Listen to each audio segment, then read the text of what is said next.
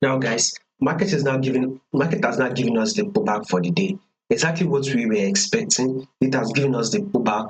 Now, our next movement on gold will be another drop that we want to take out this low. So now, guys, if you are not yet in the sale, now is the best time to go open for the sale, and now is the best opportunity.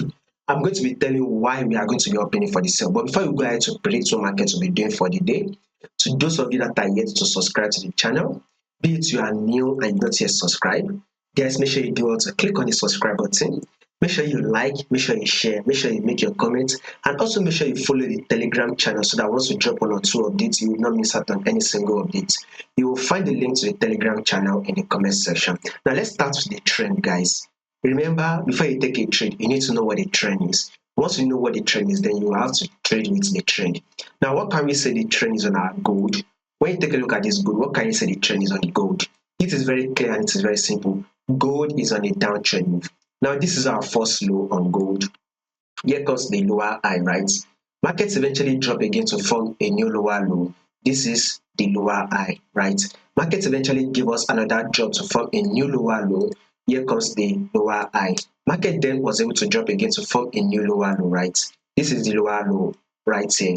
The market was able to pull back to form a lower high. This is our lower high, which gave us a multiple rejection at this top before market was able to drop to form a new lower low. And here comes the lower high. Now, with this lower high the market has given us right here, we will be expecting market to actually sell. This is one of the reasons why I said our next movement on gold is a bearish move, a sell. Now, if you plot in your trend line, you will see it right here.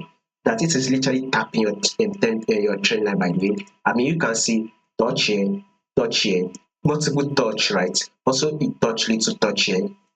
Then also a touch here, and now market has now given us another touch. So this is one of the reasons why a sell will be playing out next on gold.